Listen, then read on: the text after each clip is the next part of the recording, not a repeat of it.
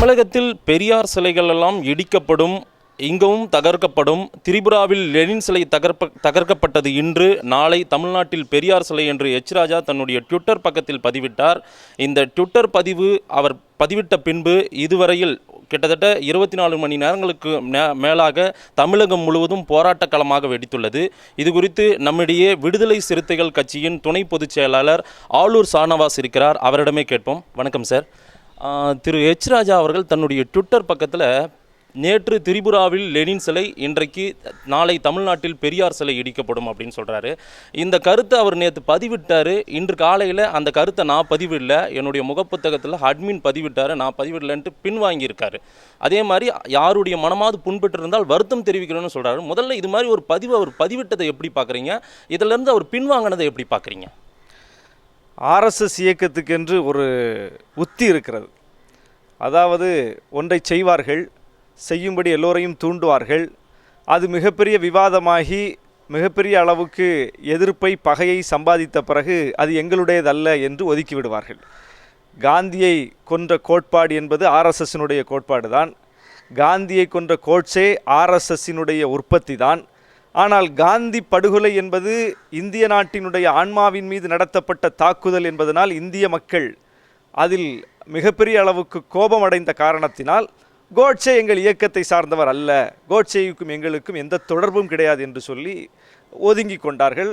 கோட்சேவையும் ஒதுக்கிவிட்டார்கள். இப்போது கோட்சேயை கொண்டாடுகிறார்கள். காலத்திற்கு பிறகு, நீண்ட காலத்திற்கு பிறகு இப்போது கோட்சேக்கு சிலை வைக்க வேண்டும் என்று சொல்கிறார்கள். ஆனால் அன்றைக்கு கோட்சேவுக்கும் எங்களுக்கும் எந்த தொடர்பு இல்லை, அது கோட்சே செய்த படுகொலை என்று ஒதுக்கிவிட்டார்கள். அப்படித்தான் ஒவ்வொரு செயலையும் செய்வது, பிறகு அதிலிருந்து பின்வாங்குவது, அதற்கும் எங்களுக்கும் தொடர்பில்லை என்று சொல்லுவது, இப்படிப்பட்ட வித்தைகளை எல்லாம் ஆர்எஸ்எஸ் இவர்களுக்கு கற்றுக் கொடுத்திருக்கிறது. ராஜா ஆர்எஸ்எஸ்ஸில் ஊறி திளைத்தவர். அவர் தான் போட்ட பதிவைத்தான் இப்போது தான் போடவில்லை என்று சொல்லுகிறார். அது ஒரு மோசடி. மோசடி பேர்வழிகள். அவர்கள் சொன்ன கருத்திலேயே அவர்களுக்கு உடன்பாடு இல்லை என்றால் அவர்கள் என்ன சொல்ல வேண்டும்? இந்த கருத்து எங்களுடையது அல்ல, இப்படி பேசக்கூடிய குணம் எங்களுடையதல்ல என்று சொல்ல வேண்டும். ஆனால் இதே ராஜா பெரியாரை செருப்பால் அடிப்பேன் என்று சொன்னாரா இல்லையா? அந்த கருத்தை அவர் வாபஸ் வாங்கியிருக்கிறாரா எங்காவது? எனவே பெரியாரை செருப்பால் அடிப்பது, பெரியாரை அவமதிப்பது என்பது அவர்களுடைய கொள்கை. அந்த கொள்கையை அவர் வெளிப்படுத்துகிறார்.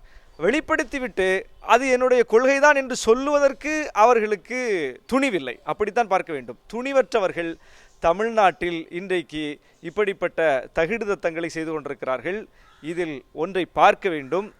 தமிழ்நாடு பெரியார் மண் தான், தமிழ்நாடு பெரியார் மண் என்று நாம் தொடர்ந்து சொல்லி வரும்போதெல்லாம் சில பேர் ஏளனமாக சிரித்தார்கள். பெரியார் மண், பெரியார் மண் என்று எத்தனை காலத்துக்கு சொல்லப் போகிறீர்கள்? இது பெரியார் மண் அல்ல என்றெல்லாம் வாதம் புரிந்தார்கள். இப்போது அவர்களுக்கு புரிந்திருக்கும் இது பெரியார் மண்ணா இல்லையா என்பது. ஏனென்றால் ராஜா என்பவர் ஒரு சாதாரண மனிதர் அல்ல, ஒரு தெருவில் போகக்கூடிய ஒரு சாதாரண பாமரன் அல்ல, அல்லது ஒரு பல கட்சிகளில் இருக்கக்கூடிய பேச்சாளர்களைப் போல ஒரு பேச்சாளர் அல்ல. இந்தியாவை ஆளக்கூடிய ஒரு மிகப்பெரிய வலிமை பெற்ற கட்சி என்று சொல்லப்படுகிற, இந்தியாவை இன்றைக்கு அநேகமாக பிடித்துவிட்ட, அநேக மாநிலங்களில் ஆளக்கூடிய ஒரு தேசிய கட்சியினுடைய, இந்தியாவை ஆளும் கட்சியினுடைய தேசிய செயலாளர், மிக முக்கியமான பொறுப்பில் இருப்பவர். அந்த கட்சியை இயக்கக்கூடிய ஆர்எஸ்எஸ் அமைப்பு, அந்த சித்தாந்த பின்புலம் கொண்ட அமைப்பினுடைய அந்த கொள்கையில் ஊறி திளைத்தவர். அந்த அமைப்பிலேயே மிக நீண்ட காலம் பயணித்தவர். அந்த அமைப்புக்கே தன்னை ஒப்படைத்தவர் அவருடைய தந்தை காலத்திலிருந்து. அப்படிப்பட்ட ஒரு பின்னணி கொண்டவர். சாதாரண ஒருவர் அல்ல. ஒரு அரசியல் ஆதாயத்திற்காக போய் பிஜேபி கட்சியில் சேர்ந்தவரும் அல்லவர். அப்படிப்பட்ட ஒரு பின்னணி கொண்டவர் தான் தொடர்ந்து பேசுகிறார். பெரியாரை பற்றி பேசுகிறார். தமிழ்நாட்டினுடைய தலைவர்களை பற்றி தொடர்ந்து பேசுகிறார். எங்களுடைய தலைவரை பற்றி பேசியிருக்கிறார். அவர் இதுவரைக்கும் பேசாத, திட்டாத, அவருடைய வசை சொல்லுக்கு ஆளாகாத தலைவர்களே இல்லை என்கிற அளவுக்கு மிக கொச்சையாக பேசக்கூடிய ஒரு கொள்கை உடையவர். உணர்ச்சி வசப்பட்டு பேசக்கூடியவர் அல்ல. மிக திட்டமிட்டு யாரை எப்போது தாக்க வேண்டும் என்கிற கொள்கை உடையவர். அவருடைய வார்த்தை மட்டும் அநாகரிகமாக வெளிப்படுவதில்லை. அவருடைய உடல் மொழியை கவனித்தால் தெரியும். அவருடைய உடல் மொழியே அநாகரிகமாகத்தான் வெளிப்படும். அந்த அளவுக்கு மிக மோசமான ஒரு பார்வை உடையவர், கொள்கை உடையவர் தான் இன்றைக்கு முதல் முறையாக பெரியாரிடம் அடி வாங்கியிருக்கிறார். பெரியார் அவர்களுக்கு வரலாற்று ரீதியாக கொடுத்த சம்மட்டி அடி இன்றைக்கும் தொடர்கிறது. ஹெச் ராஜாவுக்கும் அந்த அடி விழுந்திருக்கிறது. அதாவது அப்படிப்பட்ட ஹெச் ராஜாவை தான் சொன்ன கருத்து இந்த கருத்து தான் என்று சொல்லக்கூடிய அளவுக்கு துணிவு பெற்ற ஹெச் ராஜாவை இன்றைக்கு என்ன சொல்லியிருக்கிறார்? இது என்னுடைய பதிவு அல்ல, என்னுடைய அட்மின் போட்டு விட்டார் என்று சொல்லியிருக்கிறார். பதிவு எப்போது போடப்பட்டது? பதிவு போட்டு 2 நாட்கள் ஆகிறது. என்றைக்கு ஹெச் ராஜா வந்து என்னுடைய பதிவு இல்லை என்கிறார்? 2 நாட்களாக தமிழ்நாடு கொதிநிலைக்கு போன பிறகு இதற்கு மேல் வழியே இல்லை, படுத்துதான் ஆக வேண்டும் என்கிற நிலை வந்த பிறகு படுத்திருக்கிறார். அந்த அளவுக்கு தமிழ்நாட்டினுடைய களம் இருக்கிறது. இப்போதும் கூட எங்களுக்கு கொஞ்சம் இதில் உடன்பாடில்லை தான். என்ன உடன்பாடில்லை என்றால், இந்த பெரியார் கருத்துக்கு இன்றைக்கு தமிழ் மக்கள் வெகுண்டெழுந்து வந்து போராடி இருக்கிறார்களவா, இந்த போராட்டத்திற்கு அஞ்சித்தான் ஹெச் ராஜா தன்னுடைய கருத்தை பின்வாங்கி இருக்கிறார். நாங்கள் என்ன நினைக்கிறோம் என்றால், எங்களுக்கு அச்சப்பட்டு பெரியாருக்கு அச்சப்பட்டு யாரும் தன்னுடைய கருத்திலிருந்து பின்வாங்க கூடாது என்று நினைக்கிறோம். அவர்கள் எங்களிடம் கருத்தியல் ரீதியாக மோதி தோற்க வேண்டும் என்று நினைக்கிறோம். அச்சப்பட்டு தோற்கக்கூடாது, அச்சப்பட்டு பின்வாங்கக்கூடாது. எங்களிடம் கருத்தியல் ரீதியாக வந்து வாதம் புரிந்து, எங்களிடம் அவர்களுடைய வாதத்தை அவர்கள் வைத்து, எங்களுடைய வாதத்தை நாங்கள் வைத்து, அவர்களுடைய கருத்தை அவர்கள் வைத்து, எங்களுடைய கருத்தையும் நாங்கள் வைத்து, அதில் அவர்கள் தோற்க வேண்டும் என்று நினைக்கிறோம். அப்படித்தான் பெரியார் கருத்தால் எதிர்கொண்டார் எல்லாரையும். நாங்கள் இப்போதும் அழைக்கிறோம். இப்படிப்பட்ட ஒரு கருத்தியலுக்கான விவாதத்தை ஏற்படுத்துவதற்கான வாய்ப்பாகத்தான் இதையும் நாங்கள் பார்க்கிறோம். பெரியார் எல்லோருக்கும் எதிரி என்று இங்கே ஒரு சித்திரம் வரையப்படுகிறது. பெரியார் பார்ப்பனர்களுக்கு எதிரி, பெரியார் இந்துக்களுக்கு எதிரி, பெரியார் தலித்துகளுக்கு எதிரி, பெரியார் தமிழ் தேசியத்துக்கு எதிரி, பெரியார் கடவுள் நம்பிக்கை உள்ளவர்களுக்கு எதிரி என்று பெரியாரை எல்லா மட்டத்திலும் எதிரியாக முன்னிறுத்துகிற ஒரு சதி செயல் அண்மை காலமாக அரங்கேறி கொண்டிருக்கிறது. இத்தகைய நேரத்தில் பெரியார் என்றால் யார், பெரியார் என்ன பங்களிப்பு செய்திருக்கிறார், பெரியார் எப்படிப்பட்ட ஒரு சமூக நீதி போராளி என்பது குறித்த விவாதத்தை, உரையாடலை நடத்துவதற்கான வாய்ப்பை நாங்கள் அன்றாடம் எதிர்பார்த்து கொண்டிருக்கிறோம். அப்படிப்பட்ட வாய்ப்புக்கு இந்த களம் வருவதற்கு ஹெச் ராஜா போன்றவர்கள் தொடர்ந்து எங்களுக்கு ஒரு நிலையை உருவாக்கி கொண்டிருக்கிறார்கள். அதற்காக நான் ஹெச் ராஜா உள்ளிட்ட தோழர்களுக்கு நன்றி சொல்லுகிறேன். ஹெச் ராஜாவை தோழர் என்கிறீர்களே என்று சில நண்பர்கள் கோவிக்கலாம். பார்ப்பன தோழர்களுக்கு என்று தலைப்பிட்டு விடுதலையில் பெரியார் கடிதம் எழுதியிருக்கிறார். தான் ஏன் பார்ப்பனியத்தை எதிர்க்கிறேன், பார்ப்பனரை அல்ல பார்ப்பனியத்தை, அந்த கோட்பாட்டை ஏன் எதிர்க்கிறேன் என்பதை மிக தெளிவாக விளக்கி கடிதம் எழுதியிருக்கிறார். தோழர்களுக்கு என்றுதான் அழைக்கிறார். அவர் யாருக்கும் எதிரி அல்ல. மானுடம் போற்றியவர் பெரியார், மானுடம் போற்றிய தலைவர், மாந்தநேய தலைவர், சமூக நீதிக்காக போராடியவர், எல்லா மக்களுக்கும் நீதி வேண்டும் என்று போராடியவர், பார்ப்பனர்களுக்கும் சேர்த்து வகுப்பு வாரி பிரதிநிதித்துவம் கேட்டார் பெரியார். அப்படி என்றால் என்ன பொருள்? எல்லோருக்கும் அவரவர் பிரதிநிதித்துவத்துக்கு ஏற்ற இடம் வேண்டும் என்பதுதான் அதனுடைய பொருள். எனவே பார்ப்பனர்கள் எத்தனை விழுக்காடு இருக்கிறார்களோ அவர்களுக்கும் அந்த விழுக்காடு போய் சேர வேண்டும் என்பதுதான் அந்த கோட்பாடு. எனவே எல்லோருக்கும் வேண்டும் என்று கேட்டவர். மானமும் அறிவும் மனிதருக்கு அழகு என்று சொன்னவர். மானமும் அறிவும் சூத்திரனுக்கு அழகு என்று சொன்னவர் அல்ல. மனிதருக்கு என்றால் அதில் பார்ப்பனர்களும் சேர்த்துத்தான். எனவே எல்லோருக்கும் சேர்த்து மானம் வேண்டும், அறிவு வேண்டும், சுயமரியாதை வேண்டும் என்று போராடிய ஒரு மகத்தான தலைவர். அப்படிப்பட்டவர் ஹெச் ராஜாவுக்கும் சேர்த்து தலைவர் தான் எங்களுடைய பார்வையில். ஹெச் ராஜா அதை புரிந்து கொள்ள வேண்டும். பெரியார் பற்றிய வெறுப்பை பற்ற வைத்து தமிழ்நாட்டில் கலகம் செய்யலாம் என்று நினைத்தால் அது என்ன நடக்கும் என்பதை இன்றைக்கு தமிழ்நாடு காட்டியிருக்கிறது. தமிழ்நாடு பெரியார் மண் தான். பெரியார் கடவுள் மறுப்பு கொள்கை உடையவர். கடவுள் பற்றாளர்கள் எல்லாம் பெரியாரை வந்து ஏற்றுக்கொள்ள மாட்டார்கள் என்று நீங்கள் நினைத்தீர்களா? இன்றைக்கு கொந்தளித்து வீதிக்கு வந்திருப்பவர்கள் எல்லோரும் கடவுள் மறுப்பு கொள்கை உடையவர்களா? கடவுள் பற்றாளர்கள், இறை நம்பிக்கை உள்ளவர்கள் தான் நேற்று பெரியார் சிலையை இடிக்க போன பிஜேபிக்காரரை பிடித்து வைத்து கட்டி வைத்து அடித்திருக்கிறார்கள். அப்படின்னால் என்ன பொருள்? தமிழ்நாடு தெளிவாக பெரியாரை புரிந்திருக்கிறது. பெரியார் இங்கே நடமாடுகிற ஒவ்வொரு மனிதனுக்கும் சுயமரியாதை பெற்று தந்த தலைவர். அந்த உணர்வோடு தான் தமிழ்நாட்டில் நடமாடுகிற ஒவ்வொரு மனிதனும் உணர்ந்து நடக்கிறான். பாஜகவில் கூட, தமிழ்நாடு பாஜகவில் கூட ஹெச் ராஜாவை தலைவராக போட்டு கட்சி நடத்த முடியாது என்பதை பாஜக தலைமை உணர்ந்திருக்கிறது. ஏன்? தமிழ்நாட்டினுடைய நிலை எப்படி? இங்கே கூட ஒரு தமிழிசையைத்தான் போட்டு அவர்கள் கட்சி நடத்தியாக வேண்டும். இங்கே கூட அவர்கள் ஒரு பொன் ராதாகிருஷ்ணனைத்தான் தங்களுடைய அடையாளமாக முன்னிறுத்த வேண்டும். அந்த அளவுக்கு இது பக்குவப்படுத்தப்பட்டிருக்கிற மண். இங்கே ஹெச் ராஜாவை வந்து ஒரு பேச்சாளராக அடையாளப்படுத்தலாமே தவிர தமிழ்நாட்டினுடைய தலைவராக அவர்கள் அடையாளப்படுத்தினால் கட்சி காலியாகிவிடும். எனவே அவர்களுக்கே அது புரிந்திருக்கிறது. அந்த அளவுக்கு பெரியாரின் தாக்கம் பிஜேபிக்குள்ளும் இருக்கிறது தமிழ்நாட்டில். அப்படிப்பட்ட ஒரு வலிமையான தலைவர். எனவே அவரை கொச்சைப்படுத்துவது என்பது தமிழ்நாட்டை கொச்சைப்படுத்துவது, அவரை கொச்சைப்படுத்துவது என்பது சமூக நீதி பாரம்பரியத்தை கொச்சைப்படுத்துவது, அவரை இழிவு செய்வது என்பது மானுட சமூகத்தையே இழிவு செய்வதற்கு சமம். அதனால்தான் இந்த கொந்தளிப்பு, அதனால்தான் இவ்வளவு ஆத்திரம் தமிழ் மக்கள் வருகிறது. பெரியாரை விமர்சிக்கக்கூடாது என்று யாரும் சொல்லவில்லை. பெரியார் விமர்சனத்துக்கு அப்பாற்பட்டவர் என்று யாரும் சொல்லவில்லை. பெரியார் சிலைக்குள் புனிதம் இருக்கிறது, எனவே அந்த புனிதத்தை ஹெச் ராஜா கெடுத்து விட்டார் என்று யாரும் இங்கே சொல்லவில்லை. அப்படிப்பட்ட கோட்பாட்டில் அப்படிப்பட்ட கொள்கையில் இங்கே யாரும் இல்லை. பெரியாரை விமர்சியுங்கள், தாராளமாக விமர்சியுங்கள், ஆனால் இழிவு செய்யாதீர்கள். பெரியார் உங்களை விமர்சித்தார், உங்களை நோக்கி கேள்வி எழுப்பினார், உங்களிடம் பதில் இல்லை என்ற போது நீங்கள் அவரை இழிவு செய்கிறீர்கள். அதுதான் இங்கே பார்க்க வேண்டும். அவர் யாரையும் இழிவு செய்தவர் அல்ல. அவர் தான் எதிர்க்கிற கொள்கைக்கு கூட மதிப்பு கொடுத்தவர். தன்னுடைய வீட்டில் தங்க நேர்ந்த சுத்தானந்த பாரதி அவருடைய நண்பர் பூஜை செய்ய வேண்டும் என்று கேட்டபோது தன்னுடைய வீட்டினுடைய அறையை திறந்து கொடுத்தவர் பெரியார். அவருடைய நண்பர் TKC ரசிகமணியினுடைய 60ஆம் கல்யாணத்துக்காக முருகன் கோயிலுக்குள் சென்றவர் பெரியார். அவருடைய நண்பர் திருவிக்கா கேட்டுக்கொண்டதற்காக நெற்றியில் விபூதி பூசிக்கொண்டவர் பெரியார். அவர் கடவுள் மறுப்பு கொள்கை உடையவர். ஆனால் கடவுள் நம்பிக்கை உள்ள குன்றக்குடி அடிகளாருடன் பயணித்தவர். குன்றக்குடி அடிகளார் அவரை சந்திக்க வேண்டும் என்று கேட்டபோது, நீங்கள் என்னை வந்து சந்திப்பது சரியாக இருக்காது, நீங்கள் மகா சன்னிதானம், நான் உங்களை வந்து சந்திக்கிறேன் என்று சொல்லி அவரை சந்திக்க போனவர். அப்படிப்பட்ட ஒரு நம்பிக்கைகளை மதிக்கக்கூடிய மாண்புள்ள ஒரு தலைவர். அவரை கொச்சைப்படுத்தாதீர்கள், அவரை இழிவுபடுத்தாதீர்கள், அவரை விமர்சியுங்கள். விமர்சித்தால் பதில் சொல்வதற்கு பெரியார் கருத்தியல் எப்போதும் தயாராக இருக்கிறது. பெரியாரின் கொள்கைகளை ஏற்றுக்கொண்டிருக்கிற எங்களை போன்ற ஆயிரம் பிள்ளைகள் உங்களுக்கு பதில் சொல்ல தயாராக இருக்கிறோம். நீங்கள் விவாதத்துக்கு வாருங்கள். அதை விடுத்துவிட்டு இழிவுபடுத்துவது என்பது, அவரை கொச்சைப்படுத்துவது என்பது, அது அனுமதிக்க முடியாது. அதைத்தான் தமிழ்நாடு இன்று உங்களுக்கு பாடமாக சொல்லி இருக்கிறது. எனவே பெரியார் கருத்தை விமர்சிப்பதற்கு நீங்கள் வாருங்கள், உங்களை வரவேற்கிறோம், உங்களுக்கு பதில் சொல்ல நாங்கள் தயாராக இருக்கிறோம். இழிவு செய்யாதீர்கள். இழிவு செய்வது என்பது உங்களுடைய குணம். ஏனென்றால் உங்களிடம் எந்த கேள்விக்கும் பதில் இல்லை. நீங்கள் வரலாற்றை முன்வைத்து எந்த விவாதத்தையும் இங்கே நடத்துவதில்லை. நீங்கள் புதினத்தை வைத்து விவாதம் நடத்தக்கூடியவர்கள், நீங்கள் இதிகாசங்களை வைத்து விவாதம் நடத்தக்கூடியவர்கள், நீங்கள் உங்களுடைய மூட நம்பிக்கையின் அடிப்படையில் விவாதத்தை நடத்தக்கூடியவர்கள். நீங்கள் வரலாற்றின் அடிப்படையில் விவாதம் நடத்த வாருங்கள், வரலாற்றின் அடிப்படையில் நீங்கள் விவாதம் நடத்த வரமாட்டீர்கள். அதுதான் சிக்கல். அதனால்தான் நீங்கள் வைரமுத்துவை இழிவு செய்தீர்கள்.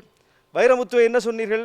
வைரமுத்து வரலாற்றின் அடிப்படையில் அல்லது தன்னுடைய ஆய்வின் அடிப்படையில் ஒரு கருத்தை முன்வைக்கிறார். அதற்கு பதில் நீங்கள் என்ன சொன்னீர்கள்? வைரமுத்துவினுடைய தாயை இழித்து பேசினீர்கள், வேசி மகன் என்றீர்கள் வைரமுத்துவை. இதுதான் உங்களிடமிருந்து வெளிப்பட்ட வார்த்தை. கடைசியில் என்ன நடந்தது? வைரமுத்து மன்னிப்பு கேட்க வேண்டும் என்று சொன்னீர்கள். வைரமுத்து மன்னிப்பு கேட்டாரா? மன்னிப்பு கேட்டவில்லை. நீங்கள் தான் இன்றைக்கு மன்னிப்பு கேட்டிருக்கிறீர்கள். இதுதான் தமிழ்நாடு. எது தமிழ்நாடு? இதுதான் தமிழ்நாடு. இன்றைக்கு வைரமுத்து மன்னிப்பு கேட்கவில்லை, ஹெச் ராஜா மன்னிப்பு கேட்டிருக்கிறார். அதைத்தான் பார்க்க வேண்டும். எனவே இந்த நிலை இங்கே நீடிக்கக்கூடாது. ஹெச் ராஜா போன்றவர்கள் கைது செய்யப்பட வேண்டும். பெரியாரை செருப்பால் அடிப்பேன் என்று அவர் சொன்னபோதே கைது செய்யப்பட்டிருக்க வேண்டும். தமிழ்நாடு அரசு பெரியாருக்கு கொஞ்சமாவது நன்றியுள்ள அரசாக இருந்தால், பெரியார் பெயரில் விருது கொடுக்கக்கூடிய அரசு, பெரியாருக்கு கொஞ்சமாவது நன்றி கொடுக்கக்கூடிய அரசாக இருந்தால் ஹெச் ராஜா போன்றவர்களை குண்டர் தடுப்பு சட்டத்தில் கைது செய்ய வேண்டும். ஏனென்றால் அவர் தொடர்ந்து இது போன்ற சமூக பதற்றத்தை ஏற்படுத்தி கொண்டிருக்கிறார். தொடர்ந்து சமூக மோதலை உருவாக்கக்கூடிய, தமிழ்நாட்டினுடைய அமைதியை குலைக்கக்கூடிய செயலை செய்து கொண்டிருக்கிறார். நீங்கள் ஒரு துண்டு பிரசுரம் விநியோகித்ததற்காக போய் வளர்மதியை கைது செய்கிறீர்கள், மாணவியை. திருமுருகன் காந்தி மெழுகுவத்தி ஏந்தியதற்காக கைது செய்கிறீர்கள், குண்டர் சட்டத்தில் அடைத்தீர்கள். ஹெச் ராஜா குண்டர் தடுப்பு சட்டத்திற்கு பொருந்தக்கூடிய தகுதியான ஆள். அவரை ஏன் உங்களுக்கு தொட பயம்? என்ன அச்சம்? அப்படி அவர் என்ன பெரிய ஆள்? ஆனால் அவரை தொடுவதற்கு, குறைந்தபட்சம் அவரை கண்டித்து அறிக்கை விடுவதற்கு கூட எடப்பாடிக்கு துணிவில்லையே. தமிழ்நாட்டினுடைய அமைதியை குலைப்பதற்கு நீங்கள் தான் ஹெச் ராஜாவை அனுமதித்திருக்கிறீர்களா? எடப்பாடி அரசு தான் இதை செய்கிறதா? எடப்பாடியின் மீதே இப்போ சந்தேகம் வருகிறது. எனவே ஹெச் ராஜா குண்டர் தடுப்பு சட்டத்தில் கைது செய்யப்பட வேண்டும். தமிழ்நாடு சமூக நீதி மண், தமிழ்நாடு அமைதி பூங்கா. இங்கே எந்த மத மோதலும் கிடையாது. சமூகங்களுக்கு இடையிலான உரசல் என்பது அங்கங்கே லேசாக இருந்தாலும் கூட அது அந்தந்த மட்டத்தில் அவ்வப்போது அணைக்கப்பட்டு கொண்டிருக்கிறது. எனவே அந்த நிலை தொடர வேண்டுமென்றால் ஹெச் ராஜா போன்ற சமூக விரோத சக்திகள் கைது செய்யப்பட வேண்டும். தமிழ்நாடு பிராமணர்கள் சங்கமும் இந்த பெரியார் சிலை இடிக்கணுன்ற கருத்தை எதிர்த்து அவங்களும் கண்டனம் தெரிவிச்சிருக்கிற இந்த வேளையில் மயிலாப்பூரில் பூணூல் அறுக்கப்பட்ட நிகழ்வெல்லாம் நடந்திருக்கு. இந்த சம்பவத்தை நீங்கள் எப்படி பார்க்குறீங்க? பூணூல் அறுப்பது என்பது ஒரு சரியான எதிர்வினை அல்ல. நான் ஏற்கனவே சொன்னது போல, பெரியார் பார்ப்பனிய கோட்பாட்டின் எதிரியை தவிர பார்ப்பனர்களின் எதிரி அல்ல. பார்ப்பனிய கோட்பாடு மனிதனை பிரிக்கிறது. ஒருவன் உயர்ந்தவன், ஒருவன் தாழ்ந்தவன் என்று பிறப்பின் அடிப்படையில் பேதத்தை சொல்கிறது. எனவே அதை எதிர்க்க வேண்டும் என்பதுதான் பெரியாரின் கொள்கை. அதற்காக தெருவில் போகிற பார்ப்பனர்களை அவருடைய குடுமையை அறுக்க வேண்டும், பூணூலை அறுக்க வேண்டும் என்று பெரியார் எங்கேயும் கற்றுக் கொடுக்கவில்லை. அப்படிப்பட்ட ஒரு கற்பிதத்தை அவர் செய்திருந்தால் இங்கே பார்ப்பனர்கள் இருக்கவே முடியாது. ஆனால் இங்கே அப்படி அல்ல. பார்ப்பன தோழர்களையும் சேர்த்து அரவணைத்துத்தான் இங்கே வாழுகிறோம். அவர்களும் நம்மோடு நண்பர்களாக, சகோதரர்களாக இருக்கிறார்கள். அப்படி இருக்க முடிகிறது என்றால் பெரியார் ஊட்டிய சுயமரியாதை மிக்க மண்ணில் அப்படி அவர்களாலும் இருக்க முடிகிறது, நாமும் அவர்களோடு இருக்கிறோம் என்றால் என்ன பொருள்? பெரியார் அவர்களை வெறுக்க கற்றுத்தரவில்லை என்றுதான் பொருள். எனவே இப்படிப்பட்ட ஒரு கீழ்த்தரமான செயலை யாராவது செய்தால் அது கண்டிக்கத்தக்கது, அது முளையிலேயே கிள்ளி எறியப்பட வேண்டும். அதில் நமக்கு எந்த மாற்று கருத்தும் இல்லை. பூநூல் அறுப்பு, குடுமி அறுப்பு போன்ற செயல்களில் எவரேனும் ஈடுபட்டால் அவர்களையும் நீங்கள் குண்டர் தடுப்பு சட்டத்தில் கைது செய்யுங்கள் என்பதுதான் நம்முடைய ஒரு வேண்டுகோள். ஏனென்றால் இதில் ஒன்றை கவனிக்க வேண்டும், இப்படிப்பட்ட எதிர்வினைகள், இப்படிப்பட்ட செயல்கள் நடக்க வேண்டும் என்பதுதான் ஹெச் ராஜாவின் நோக்கம். ஹெச் ராஜா பெரியாரை அவமதிக்கிறது, பெரியாரை இழிவு செய்வேன் என்று சொல்வது, பெரியாரை செருப்பால் அடிப்பேன் என்று சொல்வது, பெரியார் சிலையை உடைப்பேன் என்று சொல்வதெல்லாம் எதற்கென்றால் 4 பேர் இப்படி எதிர்வினை ஆற்ற வேண்டும், பார்ப்பனர்களை நிம்மதியாக தெருவில் நடமாட விடாமல் அவர்களை போய் தொந்தரவு செய்ய வேண்டும் என்பதுதான் ஹெச் ராஜாவின் நோக்கம். எனவே ஹெச் ராஜா செய்கிற ஒரு வேலை எந்த அளவுக்கு பார்ப்பன சமூகத்துக்கே எதிராக திரும்புகிறது என்பதை பார்க்க வேண்டும். எனவே அதை உணர்ந்துதான் அந்த பிராமணர் சங்கம் கண்டித்திருக்கிறார்கள். அதை நாம் வரவேற்கிறோம். அவர்கள் அதை உணர்ந்திருக்கிறார்கள். ஹெச் ராஜா செய்கிற செயல் தமிழ்நாட்டில் என்ன வகையான விளைவை ஏற்படுத்தும் என்பதை அந்த நண்பர்கள் புரிந்திருக்கிறார்கள். எனவே அவர்களும் சேர்ந்து ஹெச் ராஜாவை கண்டித்திருப்பது வரவேற்கத்தக்கது, மகிழ்ச்சி அளிக்கிறது. அவர்களையும் சேர்த்து கொண்டு ஹெச் ராஜா உள்ளிட்ட பாசிச சக்திகளுக்கு எதிராக நாம் போராடுவோம். ஹெச் ராஜாவின் இந்த கருத்தை அர்ஜுன் சம்பத் போன்றவர்கள் ஆதரவு தெரிவித்து அவருக்கு ஆதரவாக பேசிகிட்டு இருக்காங்க. இது மட்டும் இல்லாமல் தொடர்ந்து இது மாதிரி சர்ச்சையான கருத்துக்கள் பாஜகவை பொறுத்த வரைக்கும் பார்த்தீங்கன்னா திரு ஹெச் ராஜாவாக இருக்கட்டும், பாஜக ஆதரவாளர் இருக்கிற ஆடிட்டர் குருமூர்த்தி முதல் கொண்டு இது மாதிரி தொடர்ந்து வன்மையாக பேசிட்டு வர்ற அந்த கருத்துக்கள்லாம் நீங்கள் எப்படி பார்க்குறீங்க? இல்லை, குருமூர்த்தி ஹெச் ராஜாவெல்லாம் களத்தில் எதையும் செய்ய மாட்டாங்க. அவர்கள் தூண்டி விடுவார்கள். களத்தில் செய்கிறது யாரெல்லாம்னா அந்த அர்ஜுன் சம்பத் போன்ற நபர்கள், இப்போது பெரியார் சிலையை உடைத்து கைதாகி இருக்கக்கூடிய நண்பர்கள், இவங்க தான் அதை செய்கிறாங்க. அவர்களெல்லாம் தூண்டப்படுகிற சக்தியாக இருக்கிறார்கள். தூண்டி விடுகிற சக்தி என்பது குருமூர்த்தியும் ராஜாவும் தான். ஒரு நாளாவது களத்திற்கு அவர்கள் அதை செய்யட்டுமே. பெரியார் சிலையை உடைப்பேன் என்று தூண்டத்தான் முடிகிறது ஹெச் ராஜாவால். நாள் குறித்து, நேரம் குறித்து நம்முடைய வைகோ அவர்கள் சொன்னது போல, நாள் குறித்து, நேரம் குறித்து நீ வா நான் வருகிறேன் என்று அவர் சொன்னாரே, அதுபோல வரட்டுமே ஹெச் ராஜா, குருமூர்த்தி வரட்டுமே. குருமூர்த்திக்கு பெரியார் மீது உடன்பாடு இல்லை, பெரியார் சிலையை உடைக்க வேண்டும் என்கிற கருத்தில் அவருக்கு உடன்பாடு இருந்தால் குருமூர்த்தி நேரடியாக வர வேண்டும். அண்ணா சாலையில் இருக்கிறது பெரியார் சிலை, 1க்கு 4-5 சிலைகள் இருக்கிறது. வரட்டும், இந்த நேரத்தில் நான் வருகிறேன், நான் உடைக்கப் போகிறேன் என்று நாள் குறித்து, நேரம் குறித்து அவர்கள் வர வேண்டும். அதற்கெல்லாம் அவர்களுக்கு துணிச்சல் இல்லை. ஒரு கருத்தை சொல்லிவிட்டு ஓடி விடுவார்கள். பிறகு அவர் தங்களுடைய கருத்தே இல்லை என்று அதை தூக்கிவிட்டு நடுங்கி விடுவார்கள். இதுதான் அவர்களுடைய ஒரு கொள்கை. இதை இந்த மக்கள், அதாவது ஹெச் ராஜா குருமூர்த்தி தரப்பு அல்லாத மக்கள் புரிந்து கொள்ள வேண்டும். அர்ஜுன் சம்பத்தும் புரிந்து கொள்ள வேண்டும். ஏனென்றால் அர்ஜுன் சம்பத்துக்கே ஒரு ஆப்பிளை கூட தொட்டு வாங்க முடியாத இடத்தில் இருக்கிறார்.